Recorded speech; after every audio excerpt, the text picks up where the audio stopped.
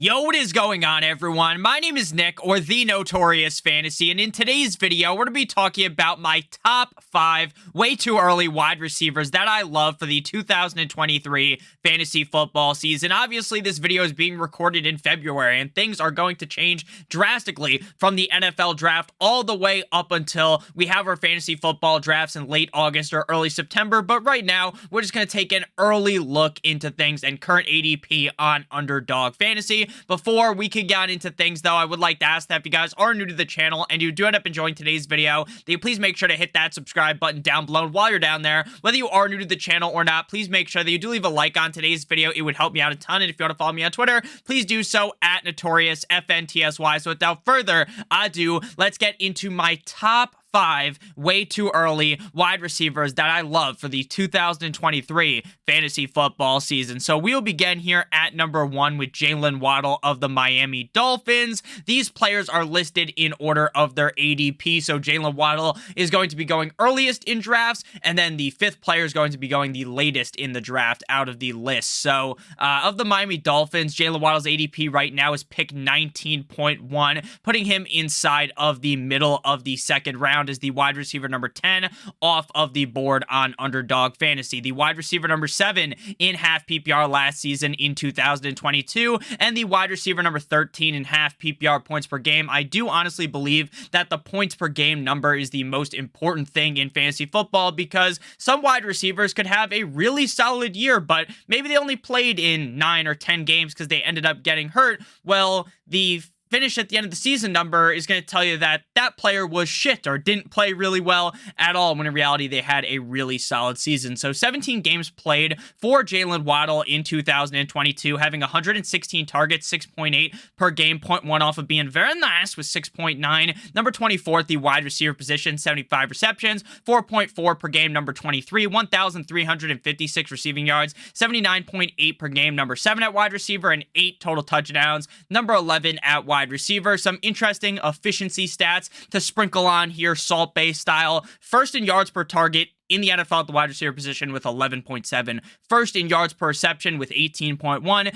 Third in fantasy points per target with 2.23. And 10th in route win rate. I genuinely believe that if Tua is able to stay healthy for all of 2023, then the ceiling is the moon for Jaylen Waddle, and it would not shock me at all, even in the slightest bit, if he was able to outscore Tyreek Hill in 2023. Now, I know in 2022, Tyreek Hill was taking a dump on defenses game in and game out. But ultimately, this is not a scenario where Tyreek Hill is the 1 and Jaylen Waddle is the number 2. This is very much like, in my opinion, Jamar Chase and T. Higgins in Cincinnati. Now, I know there are some rumors right now that maybe T. Higgins is going to end up being gone. That's very much up in the air. But that is the comparison I will make. Tyreek and Jaylen Waddle, the 1A and 1B of the Miami Dolphins wide receiver core. I genuinely believe that Jaylen Waddle is one of the best wide receivers in the NFL, and I am perplexed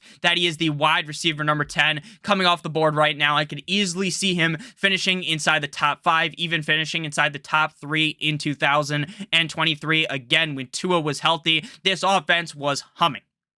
He was moving the ball incredibly effectively. And now imagine you get year number 2 of Mike McDaniel and Tua Tagovailoa. Remember, last year, 2022, just a couple of weeks ago, that was Mike McDaniel's first year as a head coach. Things are only going to be better.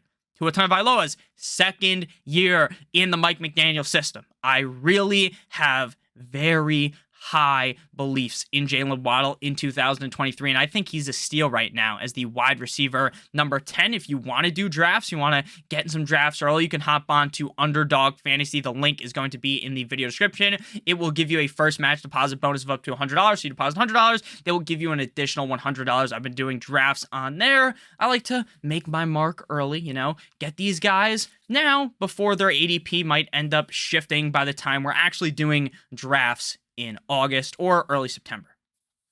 depending on when you do your fantasy football draft. So next up, we'll move to number 2. I'm going to go to Amari Cooper of the Cleveland Browns. Current ADP pick 38.2, wide receiver number 18 off the board right now. Wide receiver number 10.5 PPR last season. Wide receiver 15.5 PPR points per game. 17 games played on the season. He had 132 targets, 7.8 per game. Ranking 16th at wide receiver, 78 receptions, 4.6 per game. 18th, 1,160 receiving yards, 68.2 per game. Number 11. And 9 total touchdowns, number 4 at wide receiver. Now, some interesting efficiency stats that I pulled for Amari Cooper. He was 86th in target accuracy with 6.8. And that is a number that I really want to kind of expound about, talk more about, because I genuinely believe that Watson's not going to be as bad as he was in 2022. Now, if Watson goes out and he plays terribly, right? He looks like he looked early on with the Cleveland Browns, then maybe I am going to be very wrong on this take. And obviously, the Cleveland Browns would have been very wrong to back up the Brinks truck and give this guy an ass load of money. But ultimately, based upon what we have seen of Deshaun Watson's career dating back to when he first started in the NFL with the Houston Texans, it is very easy to see a path for a humongous bounce-back year out of Deshaun Watson. And Amari Cooper is very clearly the number 1 wide receiver option on this team. I think it would take not even drafting a wide receiver. They'd have to trade for like some other wide receiver that is one of the bigger known wide receivers in the league for Amari Cooper to get demoted as the number 1 wide receiver on this offense for 2023. Now, despite the fact that the quarterback play was pretty so-so, Jacoby Brissett was pretty good, but Amari Cooper was really a guy that heavily, we talked about this a lot last year. At home, the guy was amazing. When they left Cleveland, the guy was dog shit. But he was third in dominator rating, 39.3%. The dominator rating is a receiver's percentage of the total team receiving yards and team receiving touchdowns. So he was dominant on his team. 18th in yards per reception with 14.9 and 26th in fantasy points per target with 0.49, which I expect to increase with Deshaun Watson this year. Again, if Deshaun Watson shits the bed, if Deshaun Watson doesn't live up to my expectations, then this take is going to be a large swing and a miss. But at his current price, pick 38.2, wide receiver number 18. It's not like he's a top 2 round pick. He's incredibly talented.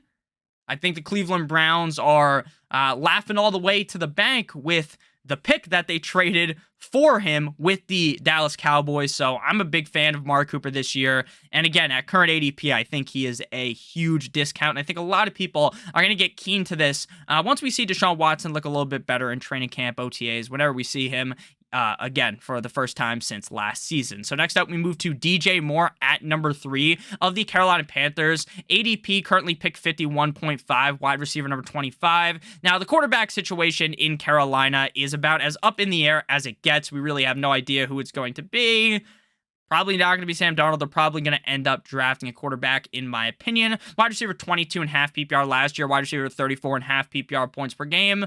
This is DJ Moore is one of those players that I compare to Terry McLaurin. Now, when we talk about Terry McLaurin every single year, we all talk ourselves into the player because of how good he is. It is the exact same reasoning why I'm in on DJ Moore every single year, because you see those games. You see the greatness out of DJ Moore. You remember that game up against the Falcons last year? DJ Moore erupted like Mount fucking Vesuvius. And I genuinely believe with good quarterback play, if they draft a quarterback, they get that Bryce Young, they get CJ Stroud, they get whoever they want to draft, then DJ Moore could be fully unlocked in 2023. 17 games played, 118 targets, 6.9 per game. Very nice. I like number 21 at wide receiver. My Borat voice accent.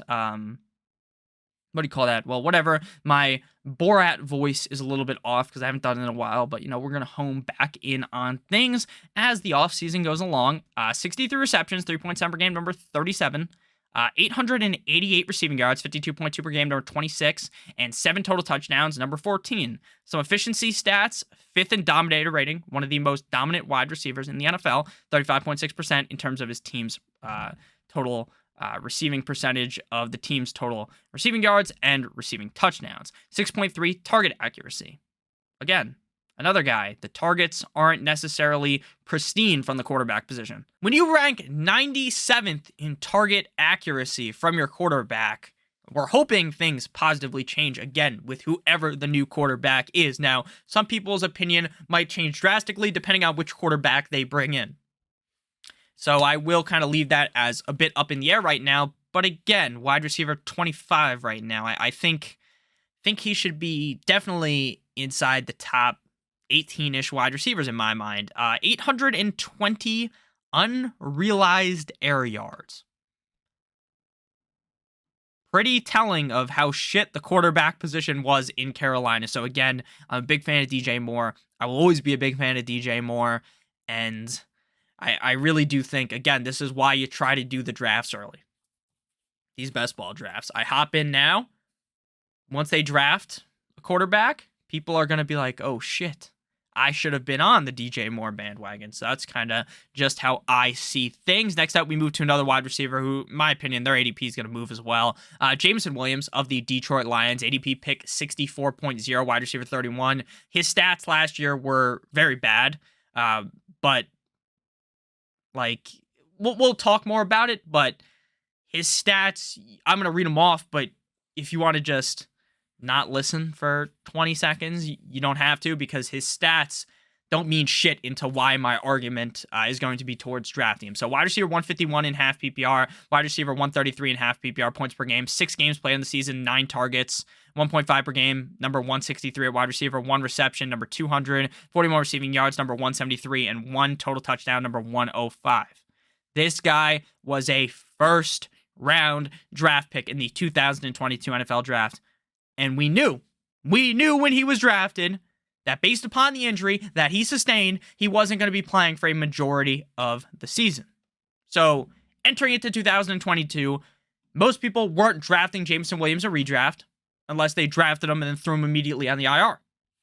Because we knew he was going to miss a serious amount of time in 2023. Now, I understand that he doesn't have an NFL track record, right? You can't just look back at the stats. You saw that one cool play last year where he caught the ball, big touchdown, nice, awesome, but there's not much of a track record.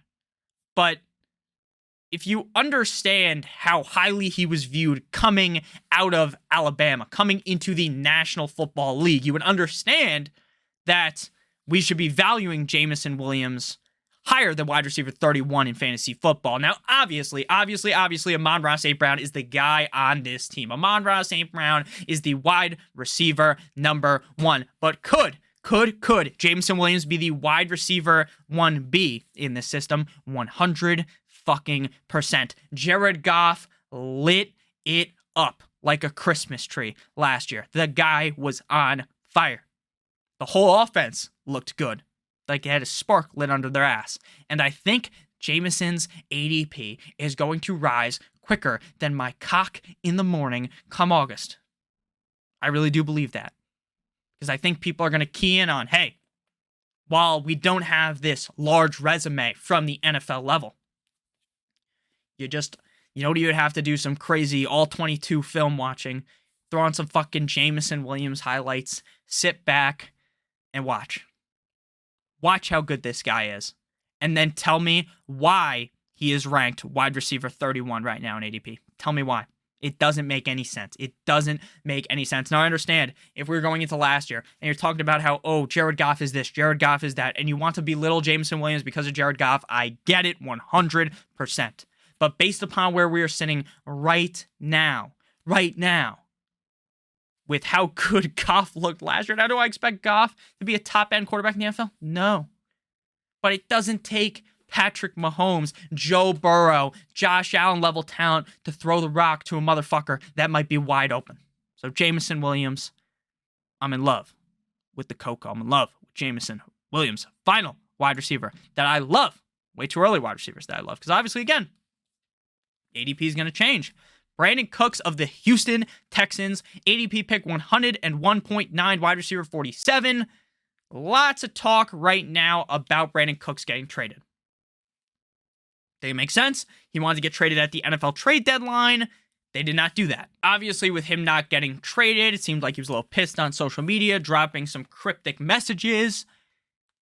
Look, no situation is going to get worse than Houston, right? He could go to any team and it would get significantly better. Again, pick 101.9, wide receiver 47. I know, last year was a doozy. Wide receiver 49, half PPR. Wide receiver 41 in points per game, half PPR. 13 games played, 93 targets, 7.2 per game, number 39, 57 receptions, 4.4 per game, 44th, 699 receiving yards, 53.8 per game, 44th, 3 total touchdowns, 50th. Some efficiency stats, 8th in contested catch rate with 60% despite being a little bit smaller. Great contested catch wide receiver, 13th in terms of target separation versus man coverage with 2.1, 27th in route win rate with 43.8. Prior to 2022, this man played in 8 seasons, 6 seasons, 1,000 yards, 1,000 or more yards. My opinion, he will easily be a top 24 wide receiver in points per game, assuming he leaves the Texans or assuming the Texans bring in a fucking quarterback that's name isn't Davis Money Mills. Brandin Cooks is one of the most underrated wide receivers in the NFL. We see it every single year. Now, I know he's taken a tour around the fucking NFL like his name was Ryan Fitzpatrick. He's basically put on every uniform at this point. Not really, but you get my point, right? He's been on a bunch of different teams. He is that guy. He is that good. He really is. And I was a big fan of Cooks going into last season. It didn't work out, right? But in 6 of the last 8 seasons, besides last year, it did work out. So, again, it doesn't take some type of mental gymnastics, some type of rocket scientist like your name is Matt Patricia to figure out that Brandin Cooks is good enough to be higher of a pick than pick 101.9.